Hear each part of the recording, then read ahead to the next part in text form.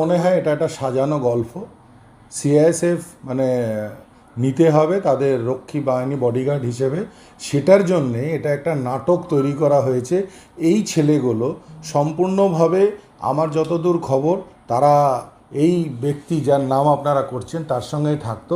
কেন এই রবি সিং না রবি বার্মা কোনটা আমি জানি না, কয়েকদিন আগেই রামনগর কলোনিতে গুলি চালানোর অপরাধে ধরা পড়েছিল এবং তার সাথে অনেক সাকরেত।